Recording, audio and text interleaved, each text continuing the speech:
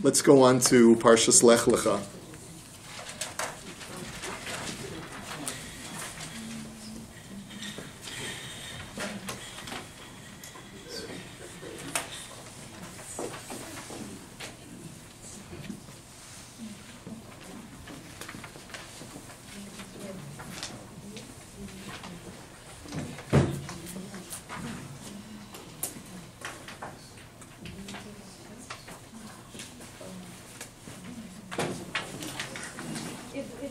Happen to have 2 minutes at some point. I have a very special story about this parsha in my life I would like to share. Okay, can we do it at the end? Sure. Can we do it at the end? Sure. Okay, you got it.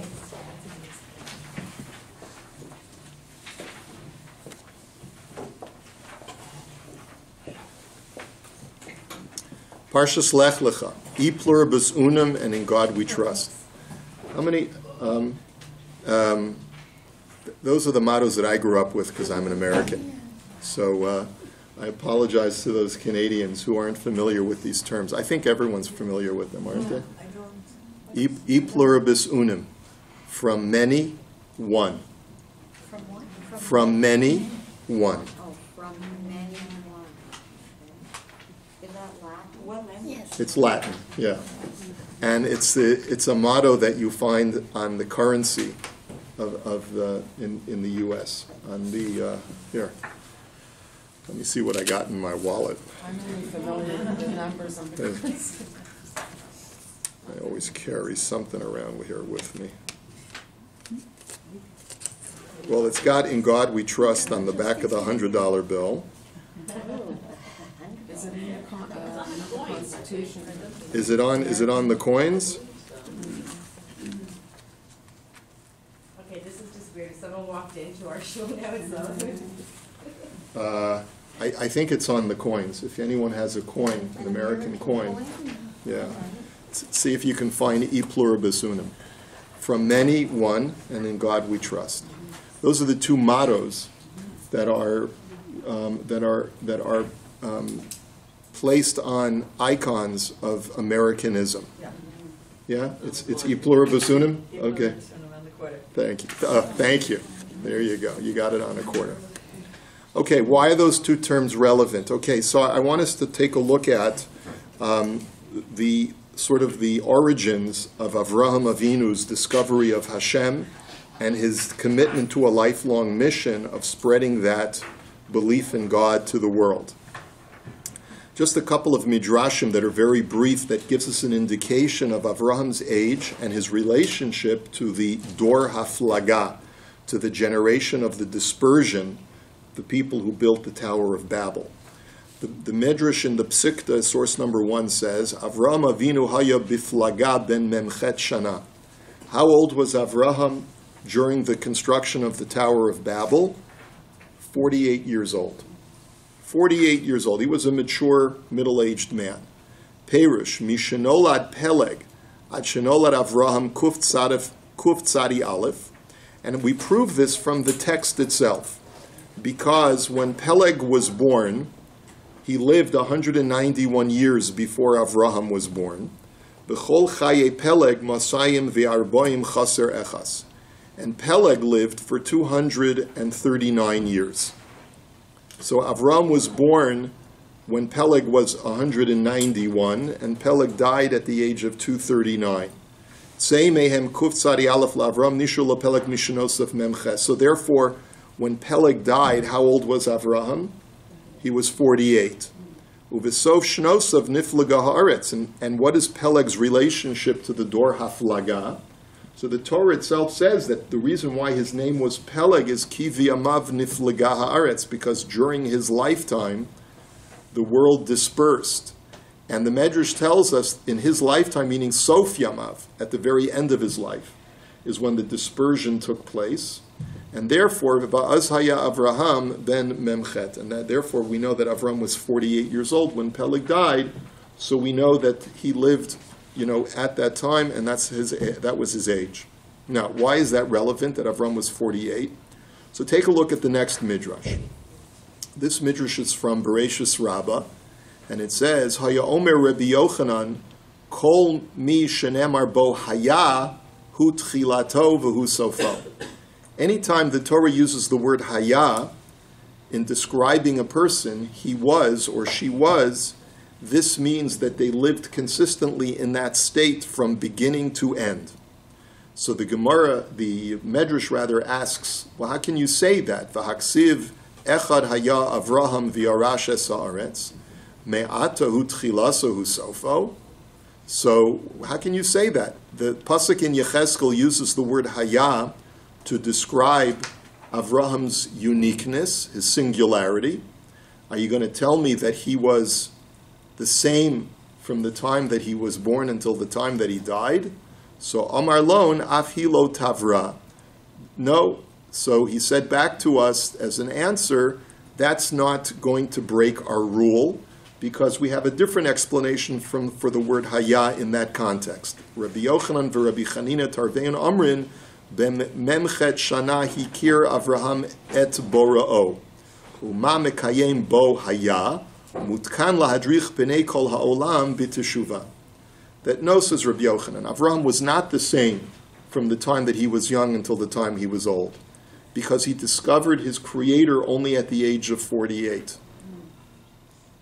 And why then does it say the word haya, even though in his earlier years he was not so religious? That's not the right word. He was not a believer in the earlier parts of his life.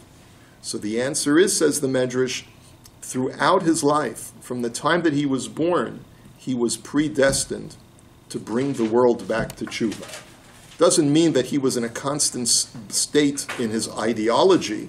It doesn't mean that he was in a constant intellectual state of being very acutely aware of God, but rather it means that from the time that he was born until the time he died, he was designated by heaven to be the man who would bring the world closer to God. That, says the Medrash, is what it means. At least from this Medrash we see that the number 48 is not only Avraham's age at the time of the dispersion, but it's also with the age that he was when he discovered Hashem.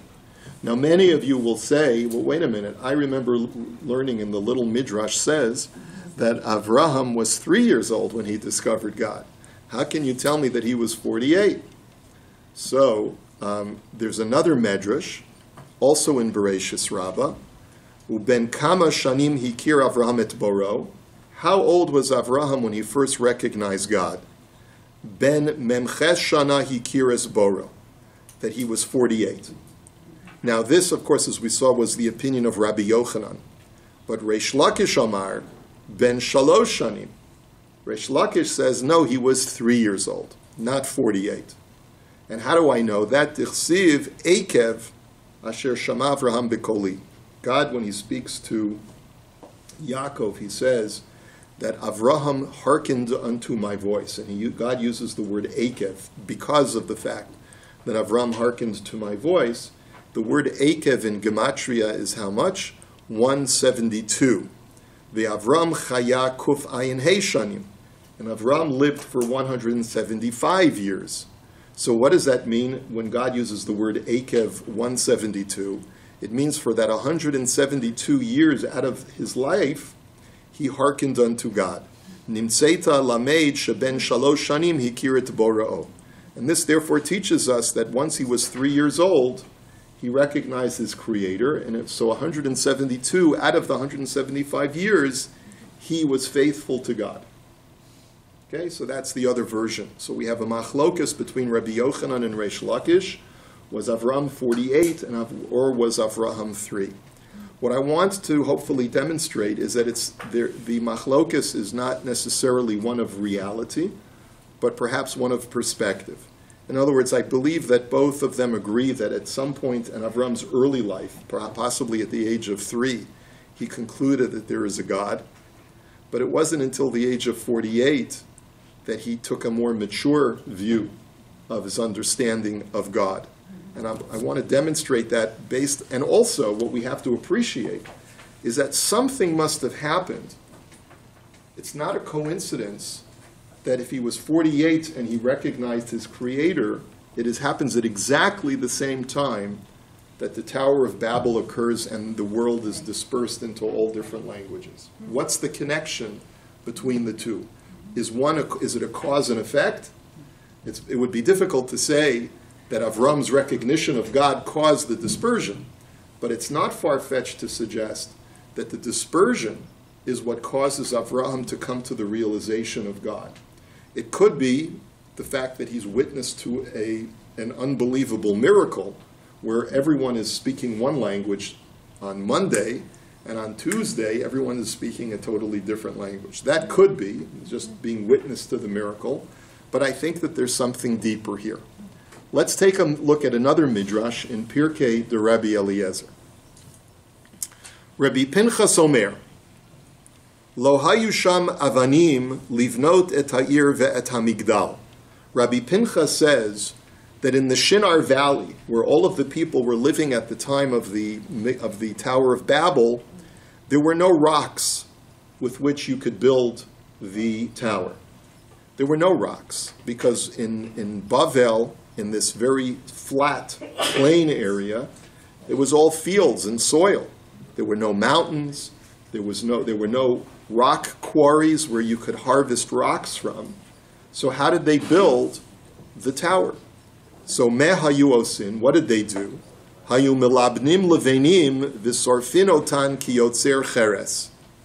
Well, what they did is they took soil that could be formed into clay, and they cooked it in, what is it called, a kiln? Is that the right word for it? And they hardened it and turned it into bricks. And that's what they used to build the tower. Now, why is that necessary? Why is that relevant information? One of the things that's important to note is that this was a completely man-made endeavor, in the sense that even the building materials were man-made. It's not that they took naturally occurring rocks, but even the materials themselves, they had to put together and use human ingenuity in order to create the bricks. Ad shabanu oso gavoa shivim mil. And they built this structure to the point that it was 70 mills high. Now 70 mills seems to me like it's got to be an exaggeration, because a mill is approximately a kilometer. According to some it's a little bit less, according to some it's a little bit more, but 70 kilometers in the sky ain't happening. Now we don't even have that technology today. Uma'alos hayulo mimizracho umima'aravo. And, says the Midrash, there were stairs, 2 sets of stairs, 2 staircases, just like the song in The Fiddler. One was just for going up, and the other one was for going down. But the staircase that was for going, Elu shahayu malanas halevenim hayu ola mimizracho, ve'elu shahayu yordim hayu yordin mima'aravo. Those who went up the stairs would go on the eastern staircase, and those who would go down the stairs went on the western staircase. What's the significance of that? So the lights? Sunrise, sunset. Sunrise and sunset. Okay? So what they are doing, again, using human ingenuity, is they are replicating creation themselves and not relying, in other words, instead of relying on God's system, they're trying to make their own system that is replicating the divine system. So just like the sun goes up in the east, we'll go up in the east, and we'll come down in the west. Now, v'im nafal adam vameis, lo hayu samim es libam alav. Now, if a person was up in the tower, and he would fall off the tower and die, they didn't pay any attention to that. That was not important to them. But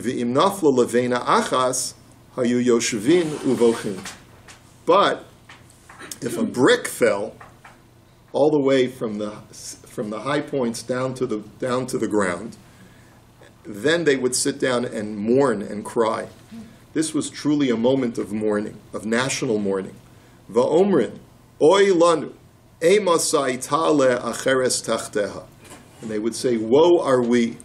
When will we be able to replace such a brick? In other words, to lament the loss of a brick was a great thing. To lament the loss of a human life, we'll just get another schlepper to come up. But a brick that represents our national aspiration. And that truly is a loss. Right. Yeah. Reminds me of a story I read about climbers on Mount Everest. They're so focused on their goal. If someone dies on the way, let's keep going. Yes. The goal is the main Yeah, thing. the goal is the main thing. Very good. Ve'avar Avram ben Terach, v'ra'o osam bonina sa'ir. So Avram passes by, and he sees them building this huge city structure, v'kilalam b'shem Elokav, and he curses them in the name of his God. Ve'omar, and he says, the pasuk from Tehillim, Bala Hashem Paleg Lishana. He says in the pasuk in Tehillim, swallow up God, divide their language. Umoasu es devaro ke'even mushlach al gabe karka. They hear Avram's words of rebuke, but they reject his words like a rejected stone that is thrown to the ground. Now, of course, the metaphor is very apt to their project, which is to build and to hold rocks or bricks as very, very important. They said, feh, what do we need you for? And it's like they discarded his words just like a discarded brick or discarded rock. V'halo kol even bachur vato ve'nosu noso el al pinos abayis. And of course, remarks the Medrash, what a foolish thing to do to reject Avram's words, because after all, a fine and newly minted or mined stone is so precious you would put it into the cornerstone of a structure, to the foundation of a structure. And yet here you were and you discarded Avram's words. Ve'alav hakasav omer, and therefore about Avram the pasuk says, like we say in Hallel, Even ma'asu habonim hayita l'rosh pina, that the stone that was rejected by the builders became the cornerstone. So it's about Avram? According to this midrash, it's about Avram. Others learn that it's about David himself, because David too lived a life of rejection. Yeah, but according to this midrash, it's about Avram Avinu himself. Yeah. Even masu habonim hayital rosh bina. Now, we'll skip source number 5 for just a moment. But Rav Hirsch has a very important commentary, which I note that a number of commentaries say, in that what we see from this is that the mistake of the Dor Haflaga, even though unity many times is a wonderful ideal that we should all strive for, achdus, right, unity. Why? And not only that, but community always takes priority over the individual. So the question therefore is, so what was so bad? What was wrong with their attitude? Well, what was wrong with their attitude is that if the community project becomes so over-consuming and all-consuming, and you therefore overlook and see no importance in the individual, so then you know that you're doing something wrong. So in order to be able to appreciate that more, let's take a look at the words of Rav Hirsch in source number 6. If it goes on to say that God descended to see the city and the tower, which men had built for themselves. The Torah says, Vayered Hashem l'r'os ha'soyer v'es hamigdal, that God descended to take a look at what these people were doing. That is to say, to look into the matter before giving judgment. That tells us that building a city or a tower is nothing wrong in itself. In other words, there's every virtue in building up your city and making beautiful structures. So what does it mean that God went down to look? He says, what is really driving these people? What is the deeper motivation? Accordingly, the wrong and the danger to the whole moral future must lie in the purpose for which it was built and the feelings which actuated the builders. The stress of the whole project clearly lies in the expressed purpose. Why did they want to build this building? Na'aseh lanu shem. Let's make a name for ourselves. If we consider what that implies, we note we are standing at the threshold of world history.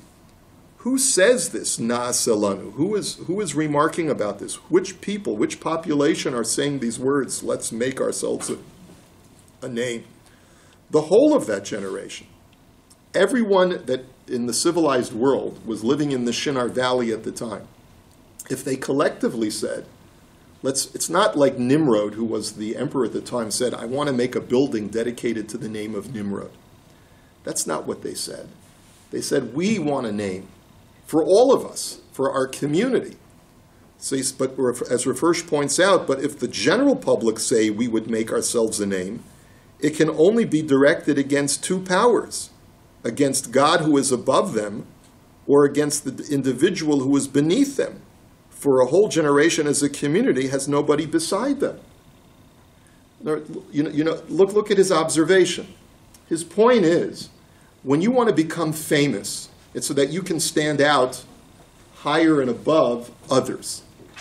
If everyone in the civilized world said, let's become famous, who were they trying to become famous in front of? There was nobody else that they could become famous to. So either it's more famous than God, we want to outdo God, which is one way of looking at their crime, or, as Rafirsh points out, we want to outdo the individuals. In other words, we want to create a name that defines us as one cohesive unit that completely overshadows the individual voices and individual faces that comprise this collective. That's our goal. Our goal is to completely erase the individual voice and the individual face. So, of future fame there can be no question. For the Pen Nafut shows they were thinking of the immediate present, and in any case the undertaking was one to which we shall come back to further on, which was to be continued building by all succeeding generations. Accordingly, the whole community came together in a plain. They came to the idea there, where there are no forests, no rocks, no stones, nothing provided by nature for building. They will manufacture everything by human hands. They see thereby what a community can do if they all join forces and work together, how they can overcome and master nature. So that is their goal. It's actually to our advantage that we have no building materials in the Shinar plain, because we want to demonstrate that the power lies in the hand of the collective. Okay? They decide to make something that shall serve as a perpetual reminder of the power of the community over the individual. Now it is just on the community that God reckons va'agudaso al eretz yisada.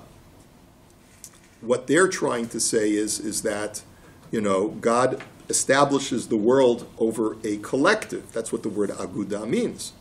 Not for nothing has God made men so different from one another. One is to complement the other, to feel the need of the other. Individuals die. The power of individuals is limited. So what Rav Hirsch is saying, if we contrast the difference between the individual and the collective has more power. Why? Because individuals are flawed and they are mortal. But a collective lives immortally because as individuals from the collective die, other individuals replace them and the collective remains the same. So the country of Canada is not dependent upon any one individual for its eternal state of being Canada. So therefore, if a person's focus is exclusively on Canada, he says, Canada is the main objective of my existence because through Canada I become immortal because I'm part of a larger whole that lives on eternally. Only ein tzibor meis ve'ein tzibor ani, only the community does not die, and only the community is never poor. Everything permanently great and noble is only made by the union of forces. But the community only stands there as the flower of perfection if it takes the same stand towards God as the individual should.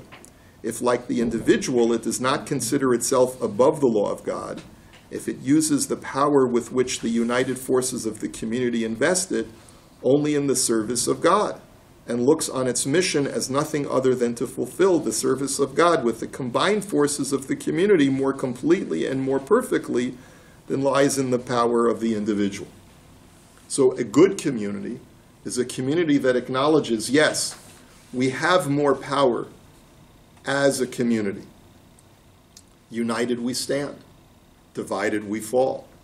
But only if our objective is the same as the individual, but we're more fortified than the individual. The individual's purpose in life is to serve Hashem. The community's purpose in its existence is also to serve Hashem. And the community has the advantage in its ability to serve Hashem in a more perfect way than the individual. If that's the attitude, then it's great to be part of a kehillah, to be part of a community. But here lies the danger. Whereas the individual is finally brought by itself to realize the limitation of its power, this is not the case with the community. The hubris of community is a far greater danger than the hubris of the individual. The individual is humbled through the individual's realization of his or her own limitations. I only live a certain amount of time. I only have certain limited skills. But a community doesn't have that limitation, doesn't have that humility. And therefore, it's easy for that community to become so full of itself and its own greatness that it no longer sees its project or its objective as serving God, but rather serving itself. For it really is strong. It really has power. It easily comes to regard itself as the purpose of its existence and the establishment of itself as its mission, as if the individual has importance only for the community. The community is not there for supplementing the individual, but the individual is merely a pawn for the use of the community. And later on, Rav Hirsch quotes this medrash that we cited from Pirkei de Rebbe Eliezer. What number was that, Pirkei? It's chapter 24. What about Pirkei? That's source number 4. Okay. So, here you have Rav Hirsch sort of framing this discussion in the context of the sin of the people of Bavel was to completely disregard the individual and to focus only on the community, not as a power that can serve Hashem, but really exists for itself. Avram Avinu takes note of this fact. And I think that what made him recognize, he had a recognition of Hashem from the time that he was 3 years old. But it was only that God rules the world. What is the benefit of having a belief of God on a sociological level for the purpose of being able to function as a society? If we don't recognize God as a society, then we disregard the preciousness of the individual's human life, the value of the human being. Avraham, at that point, at the age of 48, comes to the realization that the existence and a belief in God is important not only to serve Hashem, not only to recognize that there's a God up there that runs the world and therefore we have to thank him and serve him and pray to him, but also the existence of God is important to make people into moral and ethical human beings who treat each other with compassion and with respect and with value. Because look how easy it was for the people of Babel to become so consumed with the communal project to the expense that the individual no longer counted. That's why I think that Reish Lakish and Rabbi Yochanan are not disagreeing. Rabbi Yochanan had according to Rabbi Yochanan, it's true that Avram was 48 years old when he discovered his Creator, but only in the context of seeing how a belief in God makes you a more moral and ethical human being. And that's really one of the problems that we're having in society today. It's no coincidence that as we become a more godless society, we become a more chaotic society where ideologies become more important than individual voices. Especially what we see coming from the left. Sorry to offend anyone whose politics are on the left, but what we see coming from the left is ideology is more important than civility and is more important than respecting the voice of an individual. To the point where my ideology is so all-consuming and all-great that I have the right to shut you down because I don't see the godliness that is within you. I only see the value in the collective purpose which I serve, which is to perpetuate my beliefs and my ideals. And that's what the Tower of Babel represents. That's why Avraham Avinu starts Judaism as an individual, not as a community. That's why Yahadus, the Jewish nation, cannot start as a family. It can only start with one person. And that one person grows so that on an organic process, we start as individuals and we grow into a nation, so that we never forget where we come from. We come from the Tselem Elokim that is in the individual, not in the larger collective or ideology of the Torah. The ideology of the Torah is what drives us, but part of that ideology is to never forget the value in the Tselem Elokim that is within the individual. A lot of times we become so overcome by the values of the community in which we live that it can actually stifle our individuality and our individual ideas and thoughts and aspirations. And I think that's the subtext of the message that I'm trying to communicate, which is never lose sight of who you are as an individual, even when you're part of a community. And there's much more to discuss, but I'll leave it with that for now, because we're out of time. Have a great day.